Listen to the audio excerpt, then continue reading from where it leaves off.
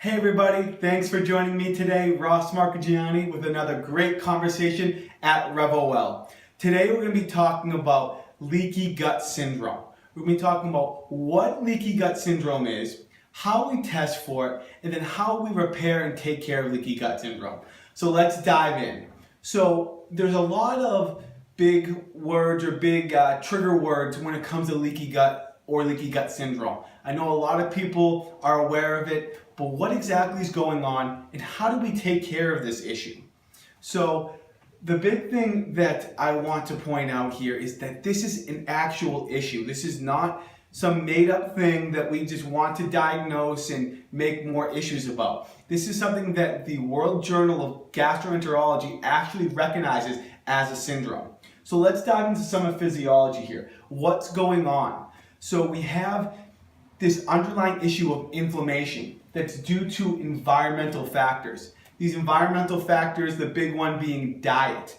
A typical just Western style diet, which is high in refined carbohydrates, high in sugar, high in fructose, high in MSG, high in GMOs, and we're just eating poor quality grain-fed foods or grain-fed meat and just poor quality meat.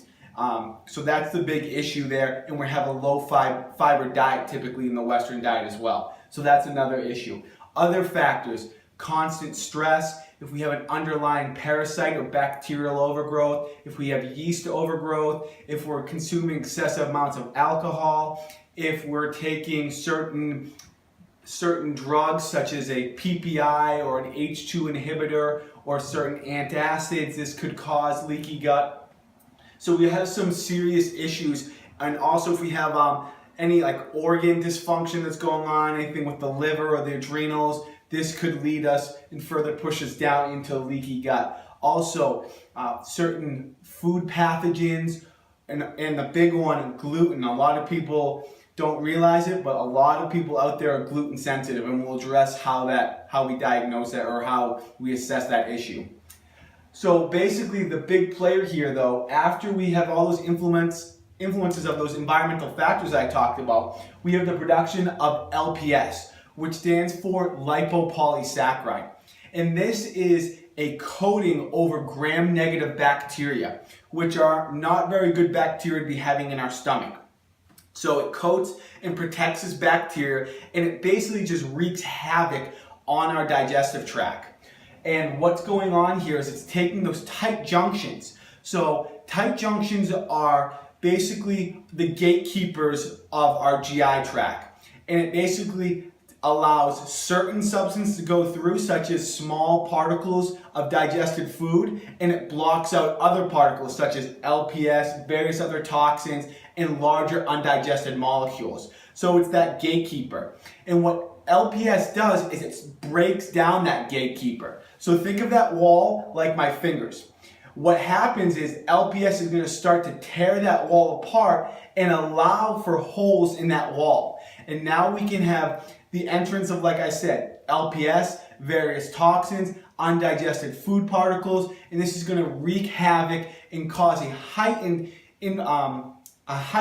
sensitive immune system. And LPS is also going to heighten and trigger the immune system to react as well. And then what happens here is once we start to open that wall, we're going to have, like I said, the food particles start entering the blood. And now we're going to have a shift in the microbiome. So now we're going to have, which is basically the environment of our stomach, and we're going to have more bad bacteria than we will good bacteria. And this is the serious issue that we need to be aware of.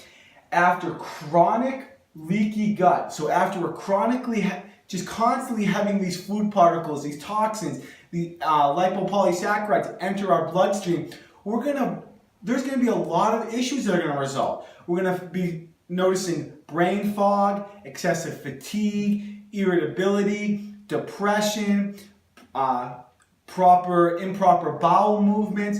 It's going to be a host of issues. And what happens over a long period of time, we develop a lot of autoimmunity and a lot of diseases. Autoimmunity such as IBS, such as Crohn's, ulcerative colitis, diabetes, various rheumatoid diseases, hypothyroidism, hyperthyroidism, Sjögren's disease. These are all autoimmunities. Lupus. These are all autoimmunities that just keep going and going and going. And then also various diseases.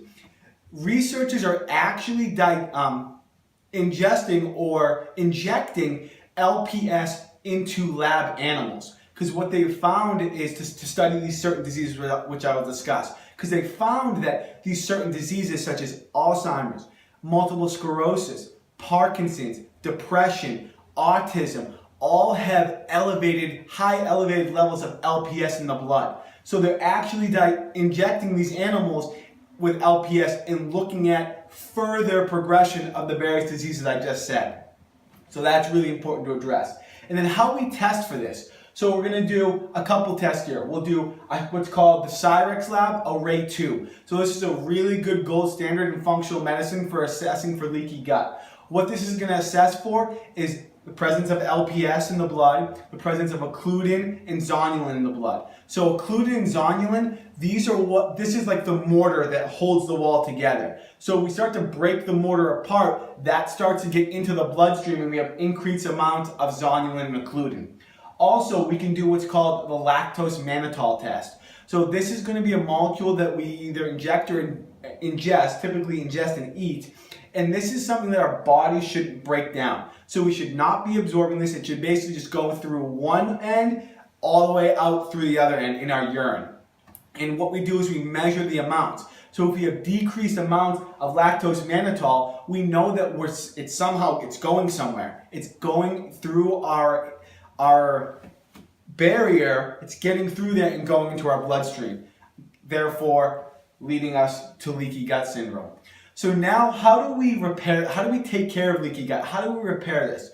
Well, basically we're going to do what's called the 5R program. And the 5R program is going to consist of remove. So what we're going to do here, in the remove section, we're going to take out all those factors that are going to cause leaky gut. So we're going to get rid of the sugar. We're going to get rid of the refined carbohydrates. We're going to get rid of the alcohol. We're going to get rid of the proton pump inhibitor, the antacid, the H2 blocker. We're going to make sure we reduce our stress in getting rid of those toxin and pathogenic foods that could be causing this. Then we're going to replace. Now that we've removed, now we're going to put in the good food. We're going to put in good omega-3s, good anti-inflammatory foods, healthy fats, clean grass-fed proteins, liver organs such as liver.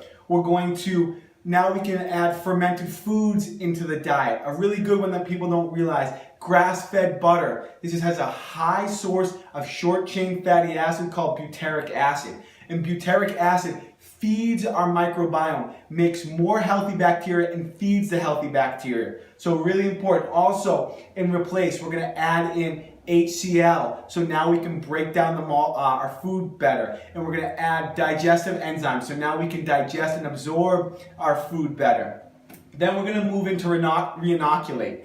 This is now where we're going to add probiotics. So we'll add in like Lactobacillus acidophilus, Lactobacillus plantarum. We'll add in bifidobacteria.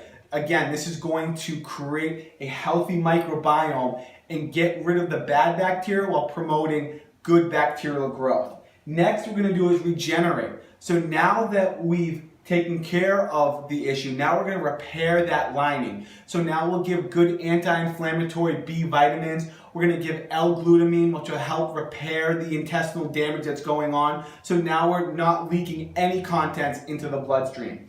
And then we're going to retain. We're just going to make sure we're retaining that healthy lifestyle. We're eating the right foods. We're taking good anti-inflammatory vitamins.